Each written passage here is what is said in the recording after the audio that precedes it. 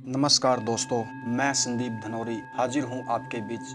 गंगा जल इतना पवित्र क्यों है और बाहर विदेशों में फॉरेन कंट्रियों में इसकी इतनी डिमांड क्यों है, आइए जानते हैं। अमेरिका में 1 लीटर गंगा जल $250 में मिलता है। सर्दी के मौसम में कई बार खांसी हो जाती है। जब डॉक्टर से खांसी ठीक नहीं हुई तो किसी ने बताया कि डॉक्टर से खांसी ठीक नहीं होती है तब गंगा जल पिलाना चाहिए। गंगा जल तो मरते हुए व्यक्ति के मुंह में डाला जाता है, हमने तो ऐसा सुना है। तो डॉक्टर साहब बोले नहीं, कई रोगों का इलाज भी है। दिन में 3 बार 2-2 चम्मच गंगा जल पिया और 3 दिन में खांसी ठीक हो गई। यह एक अनुभव है। हम इसे गंगा जल का चमत्कार नहीं मानते, उसके औषधीय गुणों का प्रमाण मानते हैं। कई इतिहासकार बताते हैं कि सम्राट अकबर स्वयं तो गंगा जल का सेवन करता ही था, मेहमानों को भी गंगा जल पिलाता था। इतिहासकार लिखते हैं कि अंग्रेज जब कलकत्ता से वापस इंग्लैंड जाते थे तो पीने के लिए जहाज में गंगा जी का जल लेके जाते थे, क्योंकि वह सड़ता नहीं था। इसके विपरीत अंग्रेज जो पानी अपने देश से लाते थे वह रास्ते में ही सड़ जाता था। करीब 125 साल पहले आगरा में तैनात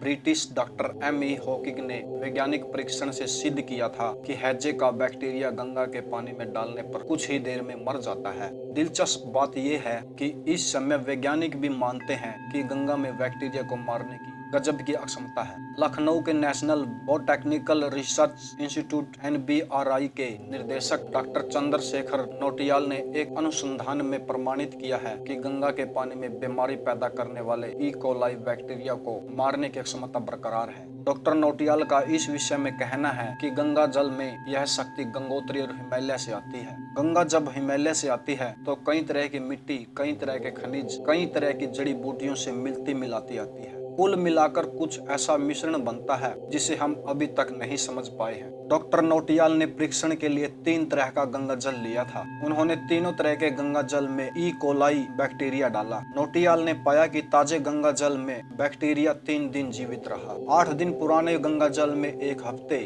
और 16 साल पुराने गंगा जल में 15 दिन, यानी तीनों तरह के गंगा जल में ई कोलाई बैक्टीरिया जीवित ही नहीं रह पाया। वैज्ञानिक कहते हैं कि गंगा के पानी में बैक्टीरिया को खाने वाले बैक्टीरियोफाज वायरस होते हैं। ये वायरस बैक्टीरिया की तादाद बढ़ते ही सक्रिय होते हैं और बैक्टीरिया को मारने के बाद छिप जाते हैं। मगर सबसे महत्वपूर्ण सवाल इस बात की पहचान करना है कि गंगा जी के पानी में रोगाणुओं को मारने की यह अद्भुत क्षमता कहां से आती है। दूसरी ओर एक लंबे अरसे से गंगा पर शोध करने वाले IIT रुड़की में पर्यावरण विज्ञान के रिटायर्ड प्रोफेसर देवेंद्र स्वरूप भार्गव का कहना है, गंगा को साफ रखने वाला यह तत्व गंगा की तलहटी में ही सब जगह मौजूद है। डॉक्टर भार्गव कहते हैं कि गंगा के पानी में वातावरण से ऑक्सीजन सोखने की अद्भुत क्षमता है। भार्गव का कहना है कि दूसरी नदियों के मुकाबले गंगा में सड़ने वाली गंदगी को हजम करने की क्षमता 15 से 20 गुना ज्यादा है। गंगा माता इसलिए है कि गंगा जल अमृत है। भारतीय लोग हमारे सनातन ग्रंथों में लिखी किसी भी बात को